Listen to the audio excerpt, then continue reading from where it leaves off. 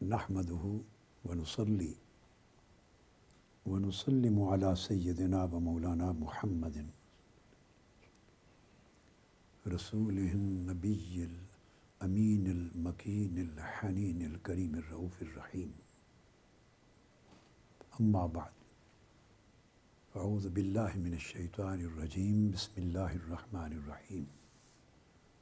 قال تعالی: یا ایہا الذین آمنوا ادخلوا فی السلم کافہ.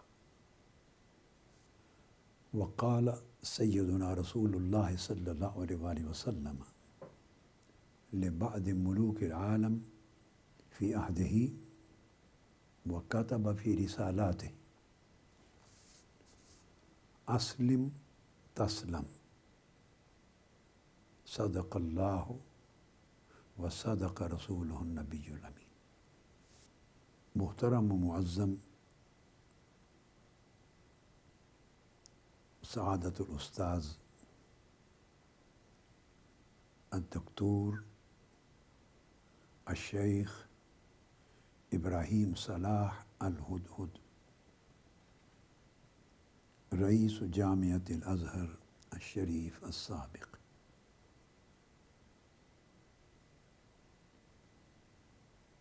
وفضیلۃ الشیخ المحترم المکرم علامہ احمد محمود شریف الازہری،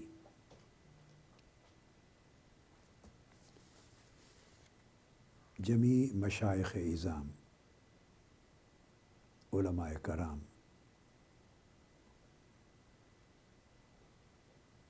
معزز مہمانان گرامی قدر، سجادہ نشینان اور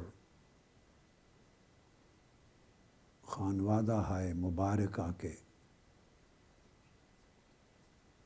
معزز و محترم صاحبزادگان، سادات علماء، مفکرین اور زعماء اور خواتین و حضرات، اور تمام عشاق و محبین رسول صلی اللہ تعالی علیہ وآلہ وسلم، اور جملہ سلاسل سلوک و طریقت کے عظیم مشائخ اور کبار نمائندگان، اور ملیون خواتین و حضرات جو ٹی وی کے ذریعے آن لائن دنیا کے کم و بیش 90 ممالک میں بیٹھ کر مشرق سے مغرب تک آج کی عظیم الشان محفل میں شریک ہیں اور اس منظر کو دیکھ رہے ہیں اور گفتگو کو سن رہے ہیں، سب کو السلام علیکم ورحمۃ اللہ وبرکاتہ. آج کی اس عظیم الشان محفل میں گفتگو کے لیے میں نے قرآن مجید کی سورہ بقرہ کی آیت نمبر 208 میں سے ایک حصہ تلاوت کیا ہے، جس میں اللہ رب العزت نے فرمایا: یا ایھا الذین آمنوا ادخلوا فی السلم کافہ. اے ایمان والو، پورے کے پورے سلامتی میں داخل ہو جاؤ. خطاب مومنوں کو ہے جو ایمان لا چکے ہیں اور مسلمان ہو چکے ہیں، مگر مسلمانوں کو، مومنوں کو خطاب کرتے ہوئے فرمایا کہ پورے کے پورے داخل سلم ہو جاؤ، کیونکہ اسلام سارا سلامتی کا دین ہے. سو ہر اعتبار سے اس سلامتی کو اپنی زندگی کی زینت بنا لو. اور آج کی گفتگو میں جو کروں گا اس کا پہلا حصہ اس پر ہے کہ جب حضور نبی اکرم صلی اللہ تعالی علیہ وآلہ وسلم نے اپنے وقت کے کچھ حکام کو، امراء کو جو بادشاہ تھے مختلف سلطنتوں کے، اس کا ذکر آگے آئے گا، ان کو خطوط لکھے اور دعوت اسلام دی، تو اس میں ایک لفظ حضور نبی اکرم صلی اللہ تعالی علیہ وسلم کمال بلاغت ہے۔ ایک لفظ ہر خط میں آتا ہے۔ آپ نے فرمایا دعوت دیتے ہوئے اسلم تسلم، ہر سلطنت کے بادشاہ کو فرمایا اسلام قبول کر لو، اس سے دنیا اور آخرت کی سلامتی پا جاؤ گے۔ حضور نبی اکرم صلی اللہ تعالی علیہ وسلم کے یہ دو لفظ آج میری گفتگو کا موضوع ہیں، یاد رکھ لیں، اسلم تسلم، یہ موضوع گفتگو ہے۔ ہم محفل میلاد میں ہیں،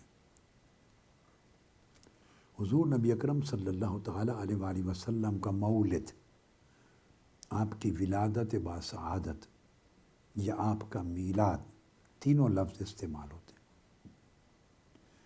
دنیا تک اسلام پہنچانے کے لیے ہوا۔ حضور علیہ السلام کا میلاد پوری دنیا انسانیت تک اسلام کو پہنچانے کے لیے تھا، اور حضور علیہ السلام کی سیرت طیبہ پوری دنیا کو امن اور سلامتی مہیا کرنے کے لیے تھی۔ میلاد کے لیے احتفال یعنی محافل کا انعقاد یہ اس لیے ہوتا ہے کہ ان کے ذریعے حضور نبی اکرم صلی اللہ تعالی علیہ وسلم کی ذات اقدس سے محبت اور تعظیم و تکریم کی نسبت پختہ ہو جائے، پختگی آئے۔ یہ میلاد کا پیغام ہے، اور سیرت طیبہ کی، سیرت نبویہ کی اہمیت یہ ہے کہ اس کے ذریعے حضور علیہ السلام کے ساتھ اطاعت اور اتباع کا تعلق پختہ اور مستحکم ہو جائے۔ ہم حضور علیہ السلام کی سیرت طیبہ میں رنگے جائیں، ہماری اپنی ذاتی بشری انسانی سیرتیں جس میں کمی کمزوری کجی آتی ہے، ان کے سارے رنگ ہٹا کر سیرت محمدی کا رنگ ہماری سیرت پہ چڑھا دیا جائے۔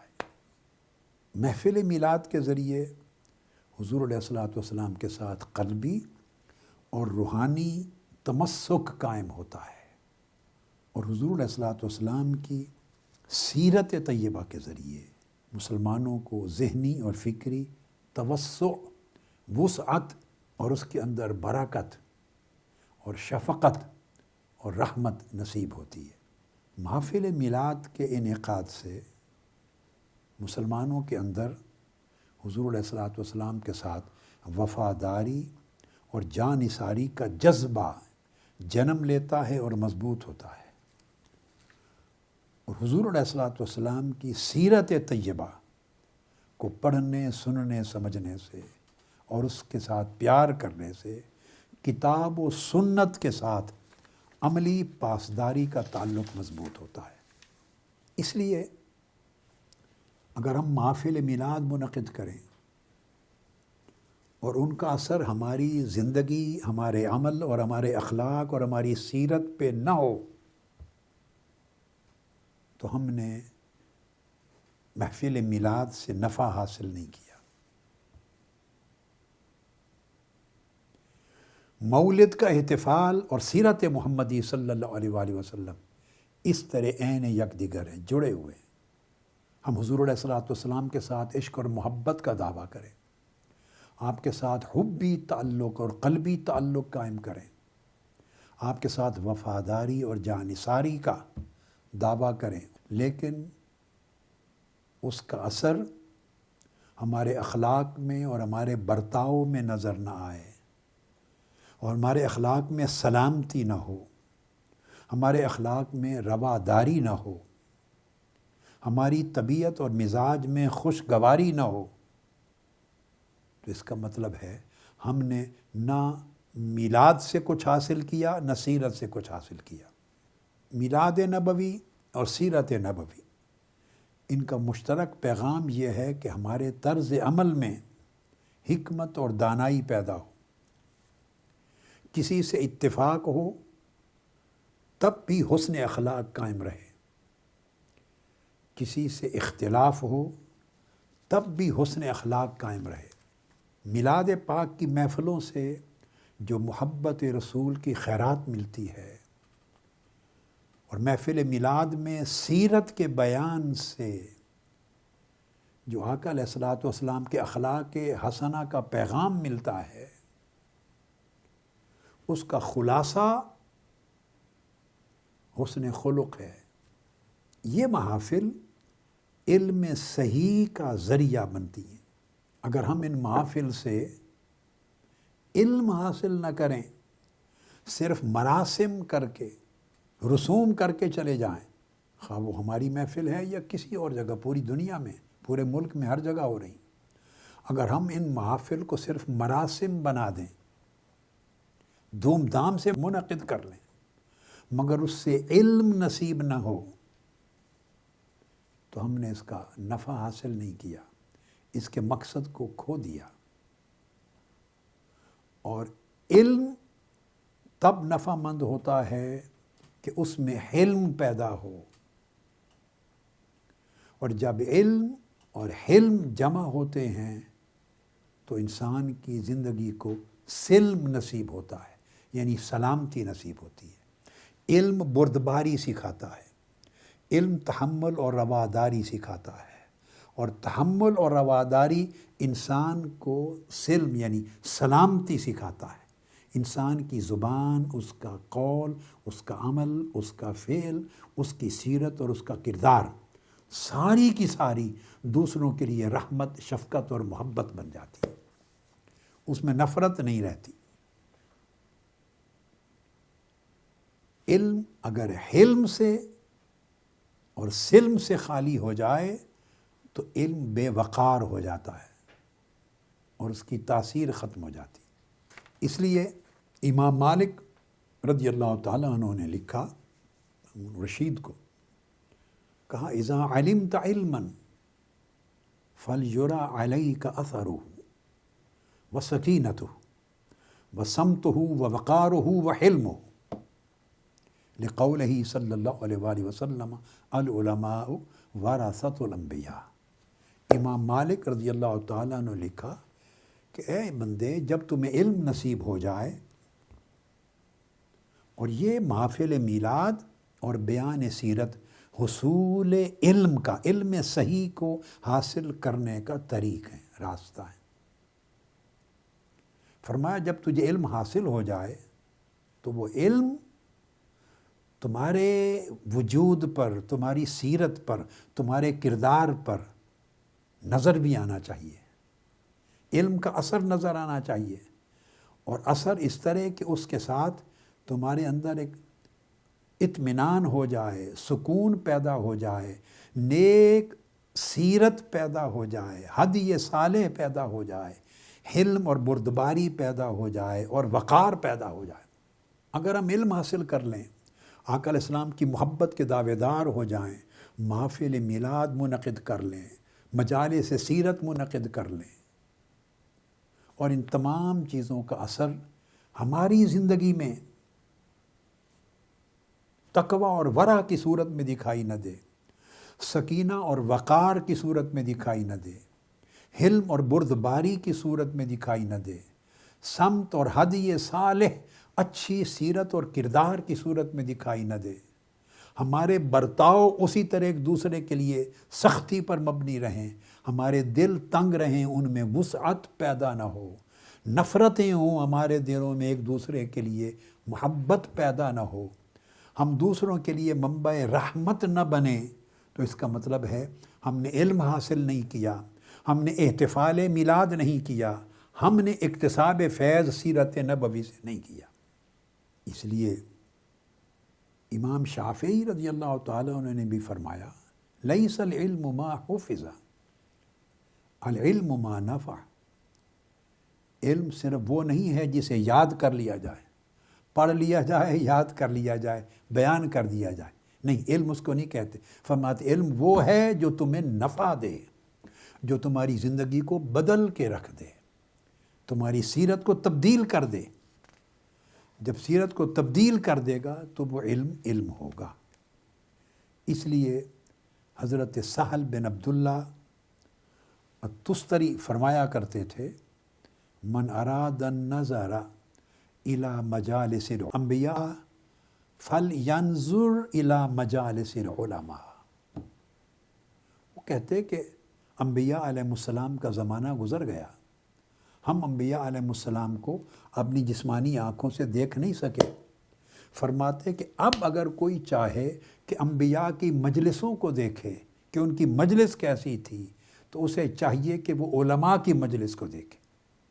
اس کا مطلب یہ ہے کہ علماء اپنی سیرت میں، اپنے عمل میں، اپنے کردار میں، اپنے اخلاق میں، اپنی ہدی صالح میں، اپنے ادب حسن میں، اپنے قول و کردار میں، برتاؤ میں اتنے نفیس، اتنے لطیف، اتنے میٹھے، اتنے پیارے، اتنے وسیع القلب، اتنے وسیع المشرب، اتنے معتدل، اتنے سخی، اتنے نرم، اتنے شفیق ہونے چاہیے کہ ان کی مجلس کو دیکھ کر انبیاء کی مجلس یاد آ جائے۔ اس لیے کہ حضور علیہ الصلوۃ والسلام نے علماء کو انبیاء کا وارث ٹھہرایا۔ اب جب ابتدائیہ کے طور پر میں نے یہ بات عرض کر دی، اب میں اسی موضوع کی طرف آ رہا ہوں جس کے لیے میں نے چند کلمات بطور تمہید کیے۔ حضور علیہ الصلوۃ والسلام کا فرمان، دو لفظ جو آج کی گفتگو کا موضوع، اسلم تسلم۔ غیر مسلم بادشاہوں سے فرمایا ایک ایک سے اسلام قبول کر لو تاکہ تمہیں دنیا اور آخرت کی سلامتی مل جائے۔ اب خط لکھے، میں اختصار یہ بھی بیان کر دوں، خط کن کو لکھے؟ حضور نبی اکرم صلی اللہ علیہ وآلہ وسلم نے نجاشی کو لکھا جو حبشہ کا بادشاہ تھا، عمرو بن امیہ الدمری کو بھیجا، ان کے ہاتھ خط بھیجا۔ منذر بن ساوا العبدی بحرین کے بادشاہ کو خط لکھا، اور صحابیوں میں سے علا بن الحضرمی کو بھیجا خط دے کر۔ کسریٰ ایران بادشاہ فارس کو خسرو پرویز بن ہرمز کو خط لکھا اور حضرت عبداللہ بن حذافہ السہمی کے ہاتھ بھیجا۔ قیصر روم، وہ جو بازنطینی رومی سلطنت تھی اس وقت، اس کے بادشاہ کو خط لکھا۔ یہ ڈپلومیٹک ریلیشنز ہیں، دعوت دی جا رہی ہے، یعنی اسلام کو عالمگیر بنایا جا رہا ہے۔ اور بھیجا دہیہ بن خلیفہ الکلبی کے ہاتھ۔ مصر میں اسکندریہ میں بھیجا خط مقوقس جو بادشاہ اسکندریہ تھا مصر کا، اور حضرت حاتم بن ابی بلتع کے ہاتھ بھیجا۔ یمامہ کے دو بادشاہوں کو خط بھیجا، ثمامہ اور حوزہ کو سلیط بن عمرو العامری کے ہاتھ بھیجا۔ شام دمشق کے جو نواحی علاقے وہاں کے بادشاہ کو بھیجا، اور شجاع بن وہب الاسدی کے ہاتھ بھیجا۔ بصرہ کے بادشاہ کو بھیجا، اور صحابی حارث بن عمیر الازدی کو۔ یعنی یہ میں نے 9 بادشاہوں کے نام اور 9 صحابہ کرام کے نام کوٹ کیے جن کے ہاتھ حضور علیہ الصلوۃ والسلام نے خط لکھ کر بین الاقوامی دعوت دی ان شاہان سلطنت کو۔ اب میں اس میں سے صرف 4 نمایاں نام کوٹ کروں گا اپنے مضمون کی مناسبت سے۔ پہلا خط یاد رکھے، جب حضور علیہ الصلوۃ والسلام نے لکھا تو حبشہ کے بادشاہ نجاشی کو لکھا۔ اس کا اصل نام تھا نجاشی کا اصحمہ،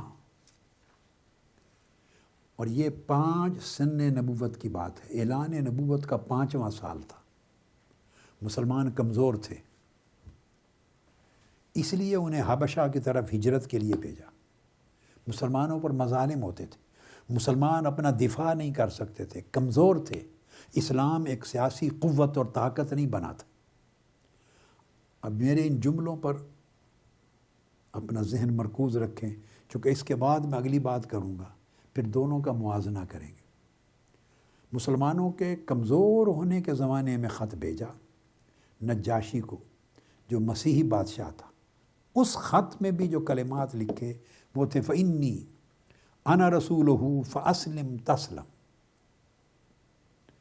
پھر فرمایا یا اہل الکتاب تعالوا الی کلمۃ سواء بیننا وبینکم،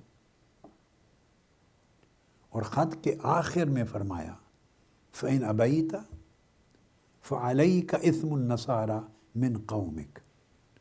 فرمایا میں اللہ کا رسول ہوں، تمہیں دعوت دیتا ہوں اسلام کی، اسلام قبول کر تاکہ تجھے دنیا اور آخرت کی سلامتی مل جائے۔ سلامتی کے لفظ کے ساتھ خطاب فرما رہے ہیں، دعوت سلامتی کے لفظ کے ساتھ دے رہے ہیں۔ اور آگے چل کے میں اس کی وضاحت کرتا ہوں، اور اس میں ارشاد فرمایا کہ اگر تو انکار کر دے تو تیری قوم کے گناہ کا بوجھ تیرے کندھوں پر ہوگا۔ یہ وہ زمانہ ہے جب مسلمان کمزور تھے، اعلان نبوت کا 5واں سال تھا۔ اب آ جائیے 6 ہجری میں، یعنی 15 سال کے بعد ہجرت مدینہ ہو گئی۔ پھر ہجرت مدینہ کے بھی 6 سال کے اواخر میں، مجموعی طور پہ پہلے خط کو 14-15 سال ہو گئے تھے، آپ نے خط بھیجا ہرقل کو، جو بادشاہ روم تھا، بازنطینی رومی سلطنت کا بادشاہ۔ اب فرق یہ ہے، اس وقت اسلامی سلطنت قائم ہو چکی، اور حضور علیہ الصلوۃ والسلام ریاست مدینہ کے سربراہ ہو چکے ہیں، اور اسلام کا رعب اور دبدبہ جزیرہ عرب پہ قائم ہو گیا ہے، اور صلح حدیبیہ کی شکل میں جنگ کو روک دیا گیا ہے، اور آپ کے لیے مکہ اور جزیرہ عرب کی فتوحات کا راستہ کھل چکا ہے۔ اب کمزور نہیں ہے مسلمان، اب اسلام طاقت میں ہے۔ تو جب کمزور تھے مسلمان اور اسلام کی سلطنت نہیں تھی، تب بھی مسلمانوں کی کمزوری کی حالت میں جب دعوت اسلام دی تو اس میں بھی کہا اسلم تسلم، سلامتی کا لفظ بولا۔ جب اسلام کی سلطنت قائم ہو گئی، مسلمان طاقتور ہو گئے اور اسلام کی فتوحات کا راستہ کھل گیا، اس وقت جو خط بھیجا اس کے الفاظ بھی تھے اسلم تسلم، اسلام قبول کر لے تاکہ تجھے سلامتی مل جائے۔ اب اس کے میں اگلے 2 جملے پڑھنا چاہتا ہوں۔ تو ہرقل کو بھی یہی لکھا، یہ صحیح بخاری کے اندر اس حدیث میں درج ہے۔ پھر بادشاہ مصر، اسکندریہ کا بادشاہ مقوقس، 7 ہجری میں 1 سال بعد اس کو خط لکھا، اس میں بھی کلمہ تھا اسلم تسلم، اور دونوں میں جو جملہ ہے آگے فرمایا اسلم تسلم یؤتک اللہ اجرک مرتین، اگر تو اسلام قبول کر لے تو اللہ تعالیٰ تجھے 2 گنا اجر عطا کرے گا، 2 گنا۔ ہرقل کو بھی یہ لکھا اور بادشاہ مصر کو بھی یہی لکھا، اگر تو اسلام قبول کر لے یؤتک اللہ اجرک مرتین، اللہ تعالیٰ تمہیں 2 گنا اجر عطا کرے گا۔ لیکن اگر تو قبول نہ کرے تو فرمایا فَإِن تَوَلَّيْتَ فَإِنَّ عَلَيْكَ اسْمَ الْقِبْطِ، پھر قبطیوں کا، تیری رعایا جو تھی اس وقت، ان کا گناہ، اس کا بوجھ تمہارے سر پر ہوگا۔ اور جب کسریٰ بن ہرمز کو خط لکھا، جو فارس ایران کا بادشاہ تھا، وہ اہل کتاب میں سے نہیں تھا، مسیحی نہیں تھا، کافر تھا، اس کو بھی لکھا فَأَسْلِمْ تَسْلَمْ فَإِنْ أَبَيْتَ فَإِنَّ اسْمَ الْمَجُوسِ عَلَيْكَ، اسلام قبول کر تجھے دنیا اور آخرت کی سلامتی مل جائے گی، اور اگر تو انکار کر دے، اسلام قبول نہ کرے، تو پھر مجوسیوں کا، جو اس ملک کے رہنے والے تھے مجوسی، ان کے گناہ کا بوجھ تمہارے کندھوں پر ہوگا۔ اس کو بھی امام ابو نعیم نے دلائل النبوت میں، اور اس طرح باقی تمام ائمہ نے اپنی کتب میں بیان کیا۔ میں نے آپ کے سامنے 4 خط بطور نمونہ رکھے ہیں۔ اس میں جو چیز جن کا ذکر کرنا چاہتا ہوں بطور خاص وہ یہ کہ اس خط میں 4 امور توجہ طلب ہیں، یعنی ہر خط کی عبارت میں اب غور کر لیں۔ پہلا لفظ جس کے ذریعے حضور علیہ الصلوۃ والسلام نے دعوت اسلام دی وہ لفظ سلام تھی۔ میں نے یہ مضمون اس لیے منتخب کیا ہے کہ آج مسلمان کی گردنیں کاٹ رہا ہے، مسلمان کو کافر ٹھہراتا ہے، مسلمان کو جہنم میں دھکیلنا چاہتا ہے، مسلمان کو گالی دیتا ہے، مسلمان کی تذلیل کرتا ہے، مسلمان سے نفرت کرتا ہے، چھوٹے اختلافات کی وجہ سے۔ رائے میں اختلاف ہے، ایک مسئلہ پر اختلاف ہے، ایک فتویٰ پر اختلاف ہے، ایک نقطہ نظر پر اختلاف ہے، وغیرہ وغیرہ۔ اس کی وجہ سے ہماری زندگیاں نفرت کے ساتھ بھر گئی ہیں، ہمارے دلوں میں دوسرے کے لیے گنجائش نہیں رہی، وسعت نہیں رہی، ہماری زبان سے سلامتی ختم ہو گئی ہے، اس کی جگہ نفرت، قہر اور غضب آ گیا ہے، ہماری زبان سے آگ برستی ہے۔ سلف صالحین اور قرون اولیٰ کا کوئی مسلمان ہمارا نقشہ دیکھ لے تو حیرت زدہ رہ جائے، کیا یہ مسلمان ہے؟ کیا یہ نبی رحمت کے پیروکار اور امتی ہیں جو اسلم تسلم کے ساتھ دعوت اسلام دیتے تھے؟ اب 4 نقطے توجہ طلب ہیں کہ سلامتی کے لیے، اور پھر فرماتے ہیں مسیحی حکمرانوں کو کہ اگر تو اسلام قبول کر لے تو تجھے 2 گنا اجر ملے گا۔ اب 2 گنا اجر کس طرح ملے گا؟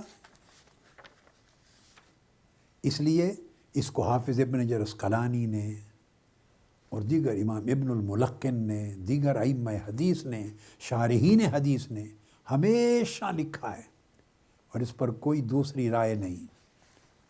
وہ 2 گنا اجر کس طرح ملے گا؟ وہ 2 گنا اجر کی شکل یہ ہے، فرماتے ہیں کہ تم مسیحی تھو، تم اپنے سابقہ مذہب میں حضرت عیسیٰ پر ایمان رکھتے تھے، تو حضرت عیسیٰ پر جو تم نے ایمان رکھا اور ان پہ اترنے والی کتاب پہ جو ایمان رکھا، ایک اس کا اجر اپنی جگہ، یہ صحیح بخاری کے لفظ بول رہا ہوں میں، جس میں آقا علیہ الصلوۃ والسلام کا خط مبارک ہے، ایک وہ اجر ملے گا، اور دوسرا جب مجھ پر ایمان لے آؤ گے تو پھر مجھ پر ایمان لانے کا اجر الگ سے ملے گا، 2 گنا اجر ملے گا۔ یہ توضیح کی ہے الامام الحافظ ابن حجر عسقلانی نے فتح الباری میں، اور پھر اس وضاحت کی کے اوپر دلیل دی ہے کہ یہ قرآن مجید کی اس آیت کریمہ کے مطابق ہے کہ اللہ رب العزت نے بھی اسی طرح فرمایا تھا اولئک یؤتون اجرہم مرتین، کہ یہ اہل کتاب اگر ایمان لے آئیں تو ان کو 2 گنا اجر ملے گا، ایک پہلے جو اپنے پیغمبر پر اور آسمانی کتاب پر ایمان لانے کا اجر ملا تھا اپنے مذہب پر وہ، اور ایک میرے اوپر ایمان لانے کا اجر ملے گا یعنی اسلام پر۔ تو قرآن مجید نے بھی یؤتون اجرہم مرتین کہا، 2 بار اجر ملے گا، یعنی پہلی زندگی کو کل عدم نہیں کر دیا، صفر نہیں کر دیا، ٹوٹلی ایلیمینیٹ نہیں کر دیا، بیکار ڈکلیئر نہیں کر دیا۔ اسلام کا اندازہ کریں کتنی وسعت ہے، کتنی رواداری ہے، کتنی سپیس کریٹ کی ہے، سپیس کتنی جگہ ہے، اس کے مذہب کو ڈسکس نہیں کیا، فرمایا وہ اجر تم اپنے مذہب کے مطابق لے چکے، اب دوبارہ ایک اجر ملے گا۔ یہ حضور نبی اکرم صلی اللہ علیہ وآلہ وسلم نے اس انداز کے ساتھ کلام فرمایا، اور یہ قرآن مجید کی بات تھی۔ اور دوسری چیز قابل توجہ ہے، یعنی اگر اسلام قبول کر لو تو 2 گنا اجر ہے، جو پہلا اجر لے چکے اس کو نہیں کل عدم کیا، اور اگر قبول نہ کرو، اب آئیے اس پر بھی آ رہے ہیں، اگر تم اسلام قبول نہ کرو اور میری دعوت کو رد کر دو، میری دعوت قبول نہ کرو، فَإِن تَوَلَّيْتَ فَإِنَّ عَلَيْكَ إِثْمَ الْأَرِيسِيِّينَ، پھر تمہاری قوم جو گمراہ ہوگی اور گناہ کرے گی اس کا بوجھ بھی تمہارے کندھوں پر ہوگا۔ اندازہ کر لیں، کسی کو نہیں فرمایا کہ اگر میری دعوت کو رد کر دو گے تو تمہارا سر قلم کر دوں گا، میری دعوت کو رد کر دو گے تو لشکر لے کے تمہارے اوپر حملہ کر دوں گا، اگر میری دعوت اسلام قبول نہیں کرو گے تو پھر تمہاری جان کی خیر نہیں، پھر ہم عساکر کو بھیجیں گے، پھر ہم تباہی کر دیں گے، تمہارا وجود مٹا دیں گے۔ نہیں، قبول کر لو تو 2 گنا اجر ملے گا، اگر میری دعوت کو قبول نہ کرو رد کر لو تو سوچ لو رد کرنے پر گناہگار بھی ہوگے اور قوم کی گمراہی اور گناہ کا بوجھ بھی تمہارے کندھوں پر ہوگا۔ صرف اس کو متوجہ کر دیا، عبرت دے دی، متوجہ کر دی۔ اور چوتھا نقطہ بڑا امپورٹنٹ، وہ فرمایا یا اہل الکتاب تعالوا الی کلمۃ سواء بیننا و بینکم، اہل کتاب آؤ، کچھ چیزیں تمہارے اور ہمارے درمیان مشترک ہیں کہ اللہ کی عبادت کریں، شرک نہ کریں، یعنی کچھ چیزیں مشترک ہیں، اور جو مشترکات ہیں ہمارے درمیان جنہیں تم بھی مانتے ہو ہم بھی مانتے ہیں، آؤ ان مشترکات کی بنیاد پر اکٹھے ہو جائیں۔ اختلافات اپنی جگہ ان کو نہیں چھیڑا، اختلاف رہیں گے، مشترکات کی بنیاد پر اکٹھے ہو جائیں۔ یہ جو 4 چیزیں حضور نبی اکرم صلی اللہ علیہ وآلہ وسلم کی اس دعوت میں اسلم تسلم کے اندر ہے، یہ ہماری توجہ کا مرکز ہیں۔ جب یہ بات آپ نے حدیث نبوی سے اور سیرت نبوی سے سمجھ لی کہ آقا علیہ الصلوۃ والسلام کی سیرت طیبہ یہ ہے، اب اس کو قرآن مجید کے ساتھ ملاتے اور سمجھتے ہیں۔ کیوں کہ حضور نبی اکرم صلی اللہ علیہ وآلہ وسلم کی سیرت طیبہ قرآن کا عملی پیکر ہے۔ آقا علیہ السلام کی شان کیا تھی؟ کان القرآن یمشی بین الناس، یعنی لوگوں کے اندر قرآن چل پھر رہا ہوتا تھا۔ ام المومنین سید عائشہ صدیقہ رضی اللہ تعالیٰ عنہ سے جب حضور علیہ السلام کے خلق حسنہ، اخلاق حسنہ کا پوچھا گیا، فرمایا تم نے قرآن نہیں پڑھا؟ پڑھا ہے۔ فرمایا کان خلقہ القرآن، ان کے سارے اخلاق اول سے آخر تک قرآن تھے۔ اگر قرآن کی تعلیمات کا تم نے عملی نمونہ دیکھنا ہے، قرآن کے اخلاق کا نمونہ دیکھنا ہے، قرآن کے بیان کردہ اوصاف حسنہ کا نمونہ دیکھنا ہے، قرآن مجید کے بیان کردہ خصال حسنہ کا نمونہ دیکھنا ہے، قرآن کی پسندیدہ عادات اور آداب کا جس کی قرآن نے تعلیم دی ہے اس کا عملی نمونہ دیکھنا ہے، تو تمہیں صرف پیکر مصطفیٰ کو دیکھنا۔ پیکر مصطفیٰ کو دیکھ لو، وہ تمہارے اندر اٹھتے ہیں، بیٹھتے ہیں، چلتے ہیں، پھرتے ہیں، کلام کرتے ہیں، دوستوں سے ملتے ہیں، دشمنوں سے ڈیل کرتے ہیں، کمزوروں سے ملتے ہیں، طاقتوروں سے ملتے ہیں۔ تم صبح و شام دیکھتے ہو، جب مصطفیٰ کو دیکھو ان کے پیکر میں جو سمجھ آئے، جو نظر آئے، سمجھو وہی قرآن ہے۔ اب حضور علیہ السلام کی سیرت طیبہ میں اسلم تسلم اور اس کے 4 نکات آپ نے سن لیے، سمجھ لیے۔ میں اس کو اب قرآن مجید کی ایک آیہ کریمہ کے ساتھ ملا کے دیکھنا چاہتا ہوں اور آپ کو مطالعہ کروانا چاہتا ہوں۔ سورہ النحل آیت نمبر 125۔ جیسے حضور علیہ السلام نے دعوت دی اور ہر خط میں فرمایا ادعوک بدعایت اللہ، میں اللہ کا پیغام تم پر پہنچا رہا ہوں، اسلام کی دعوت دے رہا ہوں، ہر جگہ یہ فرمایا۔ اب قرآن مجید میں اس دعوت کے بیان پر ایک آیت ہے، ارشاد فرمایا اعوذ باللہ من الشیطان الرجیم ادعو الی سبیل ربک بالحکمہ والموعظۃ الحسنہ وجادلہم باللتی ہی احسن۔ اس آیت کریمہ میں 3 چیزیں توجہ طلب ہیں، 3۔ ارشاد فرمایا کہ اللہ کی راہ کی طرف حکمت کے ساتھ دعوت دے اور موعظہ حسنہ خوبصورت نصیحت کے ساتھ دعوت دے۔ اگر ان سے مکالمہ، مجادلہ، ڈسکشن ڈیبیٹ ہو جائے تو بہت ہی احسن طریقے سے گفتگو کر، بڑے اجمل اور احسن طریقے سے گفتگو کر۔ اس آیہ کریمہ میں مخاطب 2 طرح کے لوگ ہیں۔ اس آیت کریمہ میں بتایا گیا ہے حضور علیہ الصلوۃ والسلام سے خطاب کر کے کہ جب آپ دعوت دیں گے تو آپ کی دعوت کے مخاطب یعنی جن کو دعوت دی جائے گی وہ دو قسموں کے لوگ ہو سکتے ہیں، ایک قسم ہے موافقین، دوسری قسم ہے مخالفین۔ جس کو آپ دعوت دیں گے کسی امر کی، یا وہ آپ کا موافق ہوگا یا آپ کا مخالف ہوگا۔ تو اس آیت کریمہ نے بتایا کہ اگر موافق ہو، یعنی آپ کو چاہنے والا ہو، آپ کو ماننے والا ہو، اس کی طبیعت اور مزاج آپ کے ساتھ موافقت رکھے، تو اس کو کس طرح دعوت دیں؟ اور وہ شخص جو آپ کا مخالف ہے، جس سے آپ کا اختلاف ہے، طبیعت کی موافقت نہیں ہے، مطابقت نہیں ہے اور مخالف ہے، تو مخالف کو کس طرح دعوت دیں؟ اب موافق کو، جس کی آپ کے ساتھ انڈرسٹینڈنگ ہے، اس کو دعوت یوں دیں بالحکمہ۔ اس کے دو طریقے ہیں، ایک تو حکمت سے دعوت دیں، وزڈم سے، اس لیے کہ حکمت کے اندر ہی معنوی حسن پنہاں ہوتا ہے۔ جب آدمی حکمت سے بات کرتا ہے، وزڈم سے بات کرتا ہے، تو وزڈم، حکمت کے اندر حسن ہے اور وہ معنوی حسن ہے۔ اور پھر دوسری چیز فرمائی والموعظۃ الحسنہ، اور موعظہ اگر نصیحت کریں تو وہ حسنہ ہو، نصیحت حسنہ ہو۔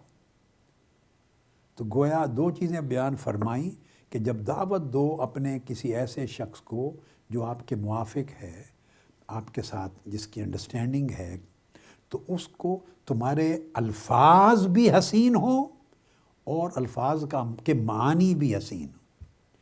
حکمت میں معنی حسین ہے اور موعظہ میں الفاظ بھی معنی کے ساتھ حسین ہے۔ اگر حسن ختم ہو جائے تو حکمت نہیں رہتی، اگر الفاظ کا حسن ختم ہو جائے تو موعظت نہیں رہتی۔ یعنی معنی میں، مفہوم میں، میسج میں اگر حسن و جمال، خوبصورتی اور پسندیدگی اور رحمت اور شفقت اور پیار نہ رہے تو وہ حکمت نہیں ہے۔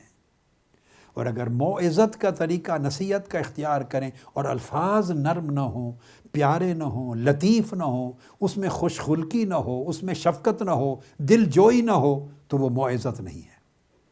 تو فرمایا کہ حکمت عقل پر اثر کرے گی اور دماغ کے ذریعے اس کی توجہ تمہاری طرف مبذول کرے گی، اور موعظت اس کے دل پر اثر کرے گی۔ لہٰذا جب اپنوں کو دعوت دیں، مسلمانوں کو دعوت دیں اپنوں کو، تو ایسی دعوت دیں کہ تمہارے الفاظ بھی حسین و جمیل ہوں، خوبصورت ہوں، ان کے اندر نرمی ہو، پیار ہو، لطافت ہو، اور ان کے اندر جو معنی، مفہوم اور میسج ہے وہ بھی لطیف ہو، سراسر ظاہر اور باطن تمہاری دعوت کا مبنی بر رحمت ہو اور مبنی بر محبت ہو۔ اب علماء کرام کو آج اور واعظین کو اور خطباء کو اور دعات کو توجہ کرنے کی ضرورت ہے کہ ہم کیا حکمت اور موعظہ حسنہ کے طریق پر قائم ہیں؟ اگر ہیں تو اللہ کا شکر ادا کریں۔ اگر جب ہم بات کرتے ہیں تو ہماری بات کھردری ہے، سخت ہے، اس میں شفقت نہیں، محبت نہیں، دوسرے کی تکریم نہیں، دوسرے کی عزت نہیں، احترام نہیں، پیار اور محبت نہیں، لطافت نہیں، خوش خلقی نہیں ہے، اگر ہمارے الفاظ اس طرح ہیں، تو الفاظ جب اتنے بدصورت ہوں گے تو ان کے معنی میں خوبصورتی کہاں سے آئے گی؟ لہٰذا ہماری دعوت حکمت سے بھی خالی ہو گئی اور موعظت سے بھی خالی ہو گئی تو ہم اللہ کے بھی نافرمان ہوئے اور اللہ کے رسول کے بھی نافرمان ہوئے۔ اس سے ہم اگلی نسلوں کو اسلام پر کیسے قائم رکھیں گے؟ نوجوان نسلوں کو حضور علیہ السلام کی سیرت طیبہ پر کس طرح راغب کریں گے؟ غیر مسلموں کو اسلام کی طرف راغب کرنا تو دور کی بات ہے، بعد کی بات ہے۔ ہماری تو اپنی نسلیں اگر ہمارے رویے، ہماری دعوت، ہماری تبلیغ، ہمارے گفتگو، ہمارا کلام، ہمارا انداز فکر، انداز عمل دیکھ کر اگر ان کو نرمی، موعظت، حکمت، شفقت، محبت، رحمت نہ ملے تو وہ خود اسلام سے بیزار ہو جائیں گے۔ تو ہمارے اوپر اپنا بھی اور ان کے بھی اسلام سے بیزار ہونے کے گناہ کا بوجھ آئے گا۔ اب ہے دوسرا طبقہ، وہ مخالفین کا، کہ جو مخالف ہے اگر اس کو دعوت دینی ہو، یہ بات بڑی غور طلب ہے، بڑی توجہ کے ساتھ۔ اور جو مخالف کو جب دعوت دینی ہو تو فرمایا وَجَادِلْهُمْ بِالَّتِي هِيَ أَحْسَنُ، اپنوں سے بات کرنے کے لیے فرمایا طریقے حسن اختیار کرو، اچھا طریقہ اختیار کرو۔ جب اپنے موافق کو دعوت دو تو اچھے طریقے سے دعوت دو، خوبصورت طریقے سے۔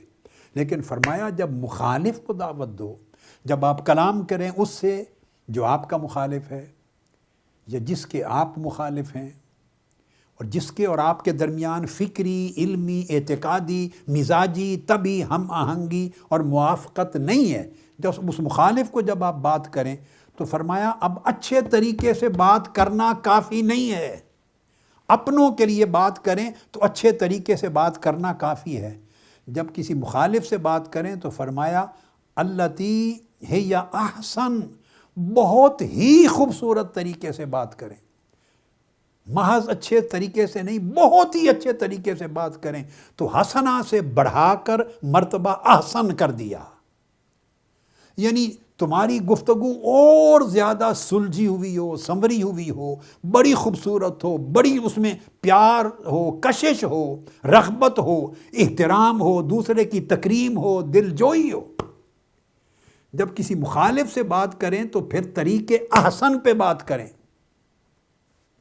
اب آج کی رات اور اس محفل کے ذریعے میں مسلمانان عالم کو بالعموم اور علماء کرام کو، خطباء کو، واعظین کو، دعات اسلام کو، اسلام کی دعوت دینے والے، خواہ وہ مدارس ہیں، خواہ وہ جمعیات ہیں، خواہ وہ جماعتیں ہیں، خواہ وہ اساتذہ ہیں، خواہ وہ طلباء ہیں، جو دین کا کام کر رہے ہیں، دین کا، طریقت کا، سلوک کا، شریعت کا، اللہ کے دین کا فکر، علم دے رہے ہیں، نسلیں تیار کر رہے ہیں، ان کو توجہ دینی چاہیے کہ قرآن مجید اور سیرت نبوی یہ کہتے ہیں کہ جب مخالف سے بات کریں تو طریقے حسن سے بھی نہیں، طریقے احسن سے کریں، بہت ہی عمدہ طریقے سے کریں، بہت عمدہ طریقے سے کریں، بڑا پیار ہو اس میں، دوسرے کی تکریم ہو، اس کی عزت ہو۔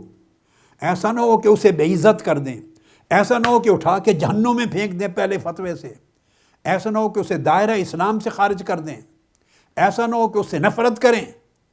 نہیں نہیں نہیں، اس کی گنجائش تو کہیں بھی نہیں ہے، نہ اپنوں میں، نہ پرایوں میں، نہ موافق میں، نہ مخالف میں۔ یہ ہے منہج دعوت جس پر منہاج القرآن قائم ہے، اس منہج دعوت پر جامعۃ الازہر قائم ہے۔ یہ منہج دعوت سلف صالحین کا تھا، سیرت نبوی کا، سیرت صحابہ کا، سلف صالحین کا، اولیاء اور علماء کا، محدثین کا، فقہاء کا، جس کے ذریعے اسلام اطراف و اکناف عالم تک پھیلا اور پہنچا۔ اور پھر اس کے بعد آگے دیکھیے، یعنی اگر ڈیبیٹ کرنی پڑے، مناظرہ جس کو کہتے ہیں، جدال، ڈیبیٹ ہو جائے، مجادلہ ہو جائے گفتگو کا، اس کا طریق بھی احسن ہو، اس میں بھی اخلاق، پیار، محبت، عزت، تعظیم، تکریم، حیا، پاسداری۔ اب دوسرے مقام پر سورہ العنکبوت میں، العنکبوت آیت نمبر 46 میں قرآن مجید میں ارشاد فرمایا، یہ دیکھیے، یہ سیرت نبوی کو ایک طرف رکھیں، ایک طرف تعلیمات قرآنی کو رکھیں، ملا کر سامنے، پھر سمجھیں ہماری مسلمانی کہاں ہے۔ فرمایا وَلَا تُجَادِلُوا أَهْلَ الْكِتَابِ إِلَّا بِالَّتِي هِيَ أَحْسَنُ إِلَّا الَّذِينَ ظَلَمُوا مِنْهُمْ۔ فرمایا اہل کتاب سے اگر ان سے بھی مجادلہ، مناظرہ، ڈیبیٹ، ڈائیلاگ کریں تو پھر فرمایا الَّتِي هِيَ أَحْسَنُ، بہت ہی عمدہ اور شائستہ اور مہذب اور نرم طریقے سے، بہترین طریقے سے کریں۔ یہ سورہ العنکبوت کی آیت نمبر 46۔ اس کے بعد قرآن مجید میں آئیں، پھر سورہ آل عمران، اس کی آیت نمبر 64، اس میں بھی ارشاد فرمایا، وہ جو حضور علیہ السلام نے خط میں جو آیت لکھی تھی، قُلْ يَا أَهْلَ الْكِتَابِ تَعَالَوْا إِلَىٰ كَلِمَةٍ سَوَاءٍ بَيْنَنَا وَبَيْنَكُمْ، یہ کہہ کر اب بڑی خوبصورت باتیں ہیں دو۔ ارشاد فرمایا کہ یہ دعوت دیں، مشترکات پر دعوت دیں آل عمران میں، اے اہل کتاب، کہ یہ ہماری کامنیلٹیز ہیں، کامن چیزیں ہیں، ان کامن چیزوں پر اکٹھے ہو جائیں۔ ایک تو یہ فرمایا کہ دعوت دیں اس طریق سے۔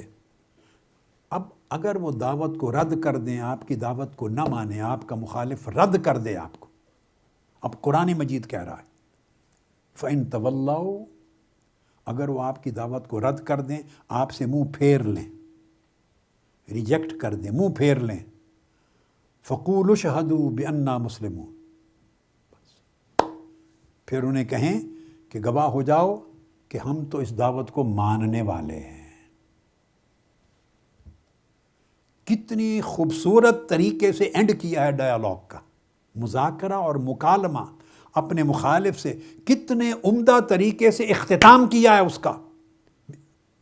اگر وہ تمہاری دعوت کو رد کر دے تو جھگڑا نہیں کرنا، اسے برا بھلا نہیں کہنا، اس پہ فتویٰ بازی نہیں کرنی، گالی گلوچ نہیں کرنا، نفرت نہیں کرنی، دنگا فساد نہیں کرنا۔ اگر وہ آپ کی بات کو قبول کر لے فبہا، رد کر دے تو کہے ہم تو اس دعوت کو ماننے والے۔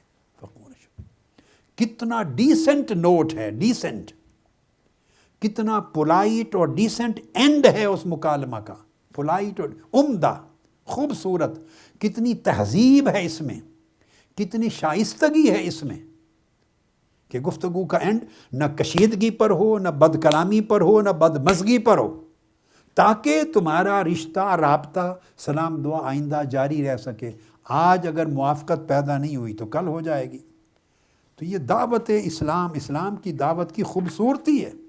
پھر سورہ آل عمران کی آیت نمبر 20 کو دیکھیے، ایک اور آیت کریمہ ہے، آیت نمبر 20، اس میں فرمایا وَقُلْ لِلَّذِينَ أُوتُوا الْكِتَابَ وَالْأُمِّيِّينَ أَأَسْلَمْتُمْ، اہل کتاب کو اور کفار کو، کافروں کو فرمایا ان سے کہو، پوچھو أَأَسْلَمْتُمْ، کیا تم اس دعوت کو قبول کرتے ہو؟ کیا اسلام کی دعوت، محمدی دعوت، نبوی دعوت، اللہ کی حق کی دعوت کو قبول کرتے ہو؟ پوچھو فَإِنْ أَسْلَمُوا فَقَدِ اهْتَدَوْا، اگر وہ اسلام لے قبول کر لیں تو ہدایت پا گئے۔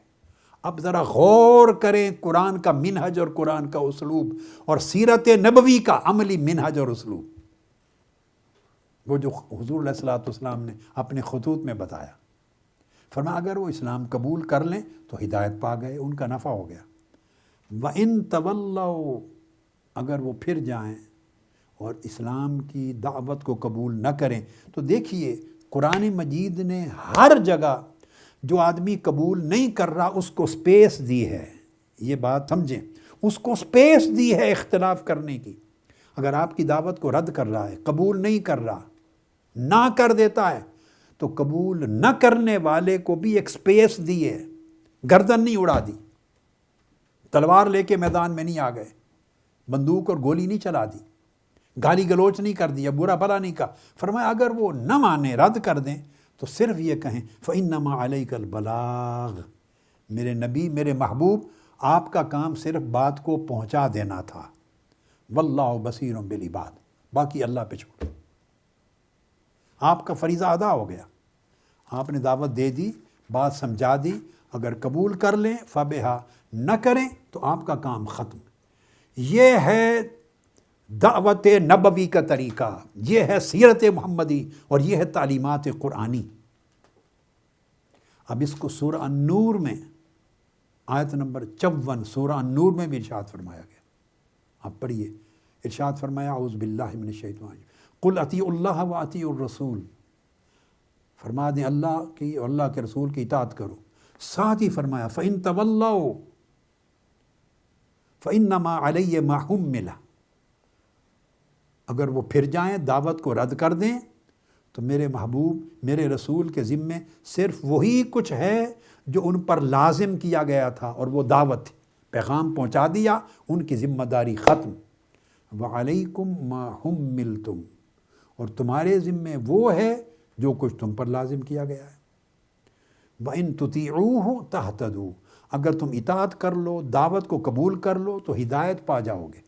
وَمَا عَلَى الرَّسُولِ إِلَّا الْبَلَاغُ، اور رسول پر سوائے دعوت اور پیغام کو پہنچا دینے کے اور کوئی ذمہ داری نہیں ہے۔ تو جو ذمہ داری اللہ نے اپنے رسول کو نہیں دی، دعوت پہنچا دینے کے بعد، وہ ذمہ داری ہم نے کیسے اپنے ذمے لے لی ہے کہ ہم دعوت پہنچا کر اپنا نقطہ نظر دے کر اس کے بعد پھر جھگڑا کرتے ہیں۔ اسی طرح سورہ التوبہ میں اس موضوع پر آخری آیت جو کوٹ کر رہا ہوں، سورہ التوبہ آیت نمبر 128 اور 129، 128 129۔ اور یاد رکھ لیں سورہ توبہ اواخر میں جو صورتیں اتری ہیں قرآن مجید ان میں سے ایک ہے، اواخر میں۔ اس صورت کے آخر میں ارشاد فرمایا، وہ جو آیت کریمہ لقد جاءکم رسول من انفسکم عزیز علی ما عنتم حریص علیکم بالمؤمنین رؤوف الرحیم، یہ فرما کر کہ اللہ کے رسول آ گئے، بعثت ہو گئی۔ فَإِن تَوَلَّوْا، اگر اے میرے حبیب، اگر آپ کی دعوت کو وہ رد کر دیں، قبول نہ کریں اور پھر جائیں، اعراض کر دیں، فَقُلْ حَسْبِيَ اللَّهُ لا الہ الا هو علیہ توکلت وہو رب العرش العظیم۔ بس اگر رد کر دیں تو کہہ دیں مجھے اللہ کافی ہے۔ یعنی دائی، عالم اور مبلغ، اس کی ذمہ داری وضاحت اور صراحت کے ساتھ، مگر شفقت، محبت، رحمت اور لطافت کے ساتھ دعوت کو، پیغام کو پہنچا دینا ہے، اور اس حکمت اور موعظت کے ساتھ پہنچانا، اور طریق حسن یا طریق احسن کے ساتھ پہنچانا، تاکہ اس کے دماغ میں اور اس کے دل میں اتر جائے۔ اس سے آگے علماء کا، دعات کا، اہل علم کا، اہل دین کا یہ ذمہ داری نہیں ہے، اس سے آگے ذمہ داری نہیں ہے۔ جب تک ہم اس حد میں رہے اس وقت تک اسلام پھیلا، مسلمانوں کی تعظیم اور تکریم ہوئی، مسلمان خیر پر رہے۔ جب ہم نے یہ راستہ چھوڑا اور اپنی زندگیوں میں انتہا پسندی پیدا کر دی، اپنے رویوں میں انتہا پسندی پیدا کر دی، جب سے ہمارے لہجے درست ہو گئے، ہمارے اخلاق میں نرمی، شفقت اور محبت نہ رہی، اور محبت کی جگہ ایک دوسرے سے نفرتیں بھر گئیں، اور اجتماع، جمع ہونا کی جگہ تفرق آ گیا، ہم ٹکڑے ٹکڑے ہو گئے، اپنے دنیاوی مفادات کے پیش نظر، نفسانی اغراض کے پیش نظر ہم نے دھڑے کر دیے، فرقے کر دیے، ٹکڑے کر دیے، اور گروہوں میں بٹ کر ہم اس طرح امت کو، اسلام کو تقسیم کرنے لگے، اور پھر جو دوسرے گروہ ہوئے ان کو کافر بنانے لگے، انہیں گمراہ ٹھہرانے لگے، پھر انہیں گالی گلوچ سے نوازنے لگے، پھر بے تکریمی، بے توقیری کرنے لگے۔ تو ہمارے اخلاق اور کردار سے جب سیرت محمدی نکل گئی تو گویا ہم اسلام کی راہ پر نہیں رہے۔ اس لیے ضروری ہے کہ ہم حضور نبی اکرم صلی اللہ تعالیٰ علیہ وآلہ وسلم کے احتفال میلاد سے، محفل میلاد سے محبت کا عنصر حاصل کریں، محبت کا، اور حضور علیہ السلام کی سیرت طیبہ سے اخلاق حسنہ اور وسعت و شفقت کا عنصر حاصل کریں، اور یہ دو چیزیں ملائیں گے تو پھر ہماری زبان بھی پرتاثیر ہوگی، ہمارا عمل بھی، ہماری سیرت بھی، ہمارا کردار بھی، اور ہمارا برتاؤ بھی۔ اب اس پورے تصور پر قائم کر کے میں جتنا وقت اجازت دے گا چند ایسے عجائب اور دلالات نبوت بیان کرتا ہوں حضور علیہ السلام کی ولادت یعنی میلاد نبوی سے پہلے جو ظاہر ہوئی، اور وہ جو مولد نبوی کی علامات ہیں اور دلائل ہیں اور عجائب ہیں قبل از ولادت، قبل مولد النبی صلی اللہ علیہ وآلہ وسلم، جو دلائل اور معجزات اور عجائب ہیں اور آیات ہیں، ان میں سے چند ایک بیان کرتا ہوں اس انداز سے، ایک مختلف طریق سے، کہ ان میں سے ہر ایک سے سیرت نبوی کا ایک باب اخذ کریں گے۔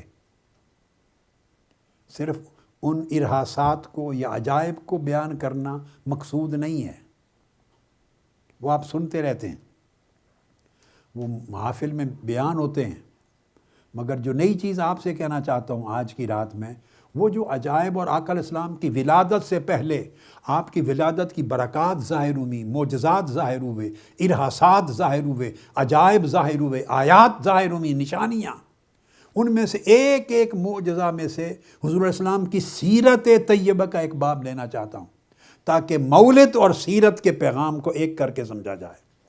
امام عبد الرزاق نے روایت کیا، اور امام بہقی نے، اور امام ابو نعیم نے، ابن شہاب زہری سے فرماتے ہیں وکان عبداللہ احسن رجل رؤی فی قریش قط، حضرت عبداللہ حضور علیہ السلام کے والد ماجد قریش میں سب سے زیادہ خوبصورت اور حسین و جمیل شخص تھے، ان سے زیادہ حسین و جمیل کسی نے کوئی شخص نہیں دیکھا۔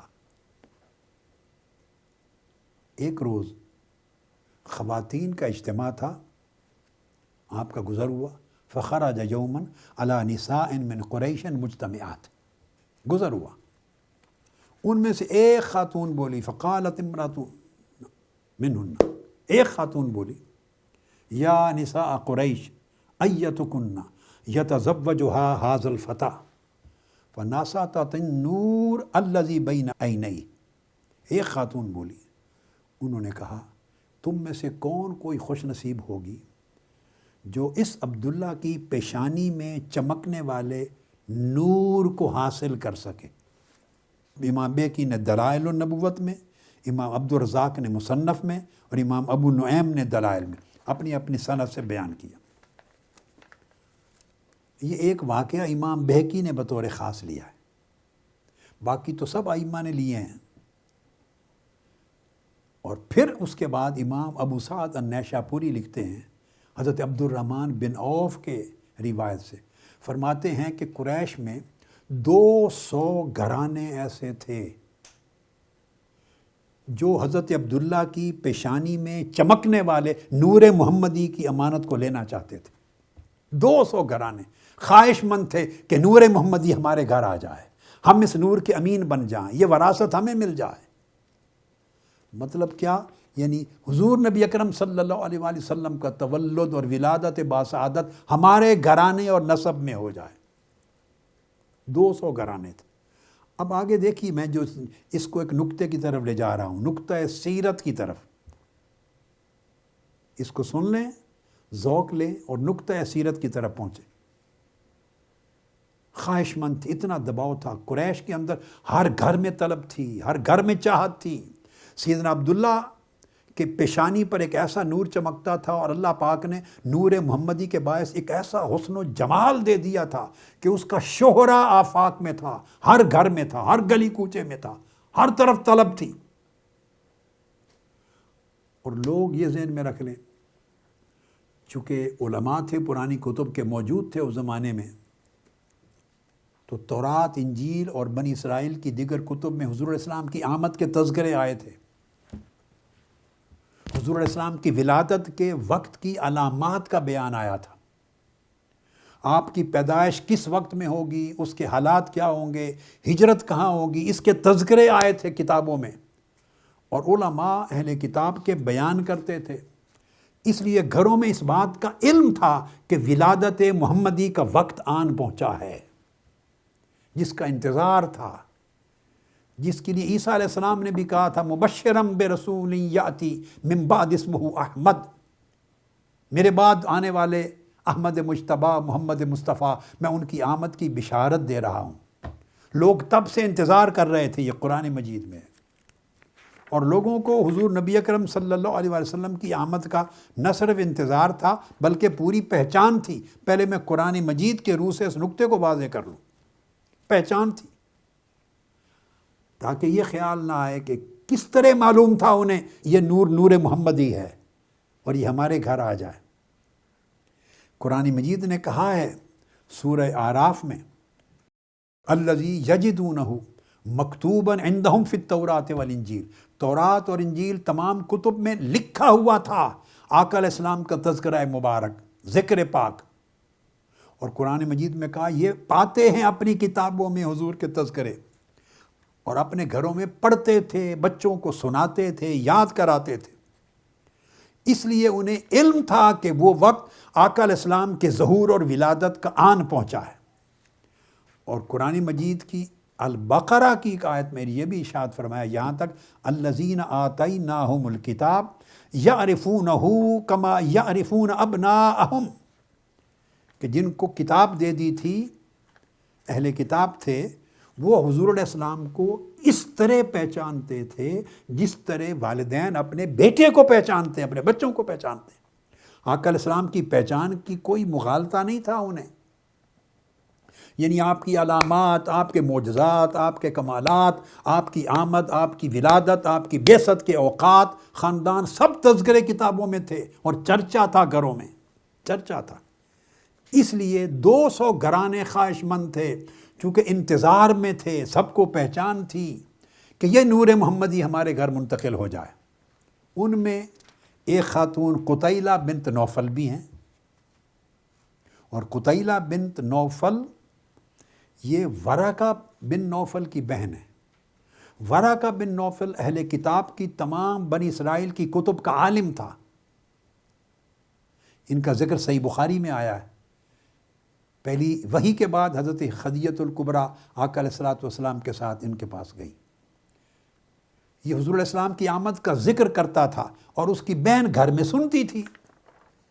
چنانچہ ابن سعد نے الطبقات میں روایت کیا ہے، اور امام ابن عساکر نے سعید بن محمد بن جبیر بن مطعم سے کہ حضرت عبداللہ کا گزر ہوا تو قطیلہ بنت نوفل نے بھی، جو ورقہ بن نوفل کی ہمشیرہ، اس نے بھی عرض کر دیا کہ کیا میں آپ کے رشتہ ازدواج میں آ سکتی ہوں، آپ مجھے قبول کرتے ہیں؟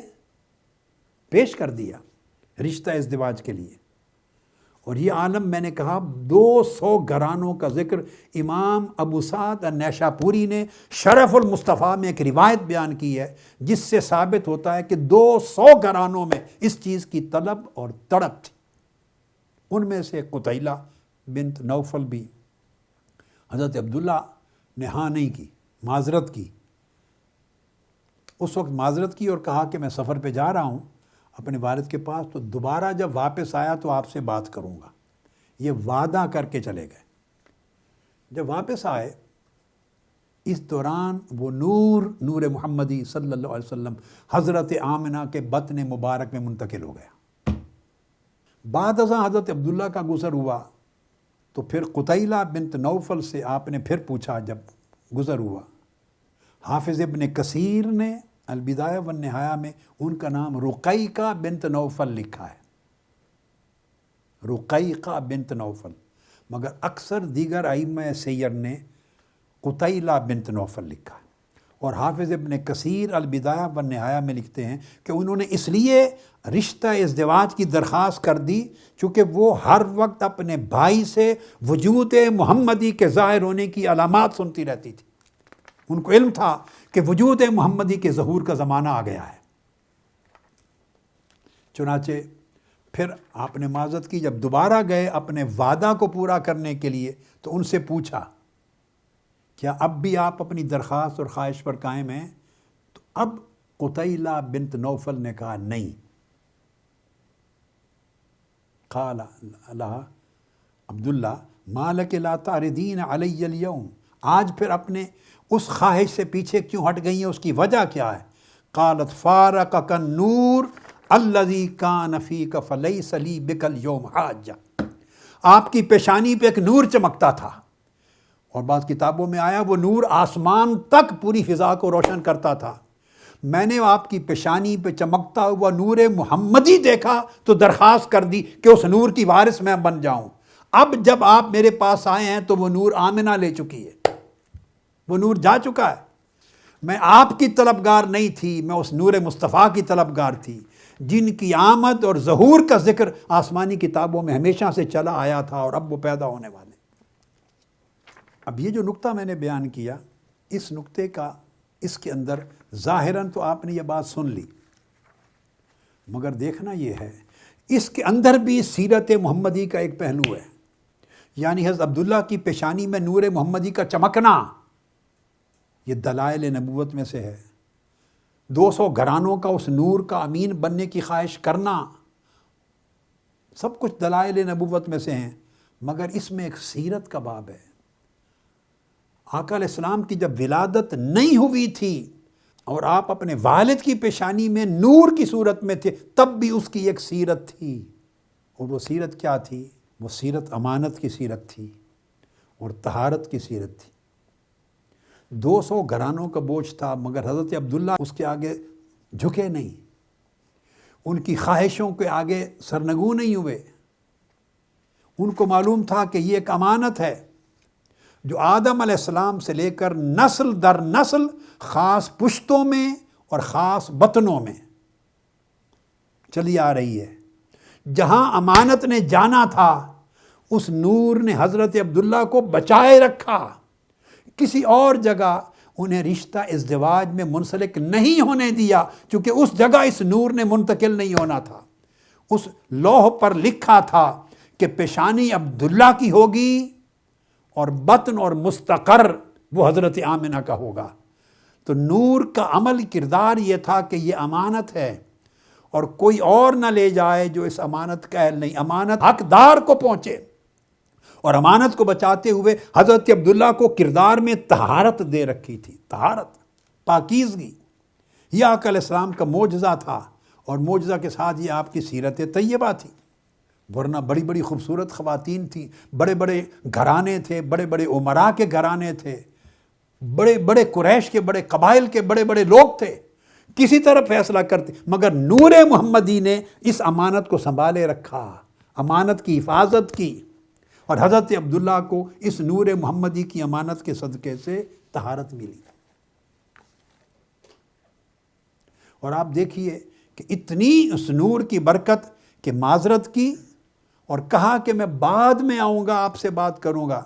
ذہن میں یہ بھی رہا کہ میں وعدہ کر کے آیا ہوں۔ اس ایفائے عہد کے لیے پلٹ کر پھر قتیلہ بن نوفل کے پاس گئے تاکہ میرے اوپر یہ الزام نہ آئے کہ میں نے وعدہ خلافی کی۔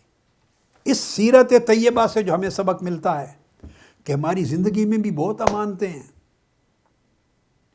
اگر ہم امین بن کے رہیں، اللہ نے زندگی دی، زندگی بھی امانت ہے، عمر بھی امانت ہے، علم بھی امانت ہے، مال بھی امانت ہے، طاقت بھی اور قوت بھی، صحت بھی، سب کچھ امانت ہے۔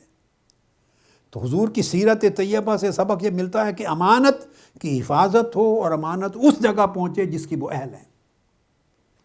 حضرت ابو برزہ اسلمی روایت کرتے ہیں کہ حضور علیہ السلام نے فرمایا لا تزول قدم عبد یوم القیامت حتی یسأل عن عمرہ فیما افناہ وعن علمہ فیما فعل وعن مالہ من این اکتسبہ وفیما انفقہ وعن جسمہ فیما ابلاہ۔ فرمایا کہ قیامت کے دن بندہ اس وقت تک آگے نہیں بڑھے گا جب تک اس سے یہ نہ پوچھ لیا جائے، قیامت کے دن پوچھا جائے گا بندے عمر میری امانت تھی، تم نے عمر کہاں گزاری، زندگی کے یہ سال کہاں بسر کیے، امانت صحیح جگہ صرف کی یا نہیں، تمہیں علم ملا، علم امانت تھا، علم کے ساتھ تم نے کیا سلوک کیا، عمل اس پر کیا یا نہیں کیا، مال تمہیں دیا یہ امانت تھی، کہاں سے کمائی، کہاں خرچ کیا، جسم دیا، جسم کی صحت دی، یہ میری امانت تھی، بتاؤ جسم اور جسم کی صحت کو کہاں خرچ کیا۔ یعنی قیامت کے دن اللہ رب العزت ہماری زندگی کی ایک ایک امانت پر سوال کرے گا کہ امانت کی حفاظت کی اور امانت کا صحیح استعمال کیا یا نہیں۔ دیکھیے ہم اوقات زندگی کے برباد کرتے ہیں، ہم مال ضائع کرتے ہیں، برباد کرتے ہیں، خیال نہیں کرتے کہ جائز یا حلال طریق سے کما رہے ہیں یا حرام طریق پر جا رہا ہے۔ علم کہاں سے کس طرح لیا، اللہ کے لیے علم کا حصول کیا یا دنیاوی جاہ و منصب اور اغراض نفسانی کے لیے کیا، تو برباد ہو گیا۔ پھر علم لیا تو خرچ کہاں کیا، کیا لوگوں کو جہالت سے نکالنے اور نفع پہنچانے اور خیر کی نیت سے خرچ کیا، یا اپنے مرتبہ کو بلند کرنے اور لوگوں کو اپنی طرف راغب کرنے کے لیے خرچ کیا۔ یہ سب امانت کا سوال ہوگا۔ ہماری زندگی ایک ایک رشتہ امانت ہے، پوچھا جائے گا۔ اولاد ہے تو والدین کا ادب ایک امانت ہے، والدین ہے تو اولاد کو شفقت کرنا ایک امانت ہے، دوست کی دوستی امانت ہے، رشتہ دار کی رشتہ داری امانت ہے، پڑوس کی پڑوسی امانت ہے۔ ہمیں سوچنا ہے کہ ہماری پوری زندگی امانتوں کے ساتھ معمور ہے، ہم کیا ہر امانت کا حق ادا کر رہے ہیں؟ یہ سیرت محمدی اور نور محمدی کا پیغام ہے۔ اس کے بعد دوسرا پہلو جو حضور علیہ السلام کی ولادت باسعادت سے قبل وہ بڑا عجیب اور ایمان افروز معجزہ اور دلالت ہے۔ حضرت آمنہ رضی اللہ تعالیٰ عنہ فرماتی ہے، یہ امام ابن سعد نے طبقات میں روایت کیا، ابن الجوزی نے، ابن جماعہ نے، امام سیوطی نے خصائص کبریٰ میں، اور دیگر ائمہ اور علماء نے کتب میں بیان کیا۔ فرماتی ہیں کہ حضرت آمنہ رضی اللہ تعالیٰ عنہ نے فرمایا کہ حضور علیہ السلام جب میرے بطن میں آ گئے، ما شعرت انی حملت بہ ولا وجدت لہ ثقلۃ کما تجد النساء۔ جب بچہ پیٹ میں آتا ہے تو عورتیں جس مشقت یا بوجھ کا یا کبھی کمزوری کا یا مختلف احساسات کا اندازہ کبھی کرتی ہیں، اس میں سے کوئی معمولی تکلیف یا بوجھ یا احساس مجھے پوری زندگی میں نہیں ہوا اس عرصے میں جب تک آقا علیہ الصلوۃ والسلام کا تولد نہیں ہوا،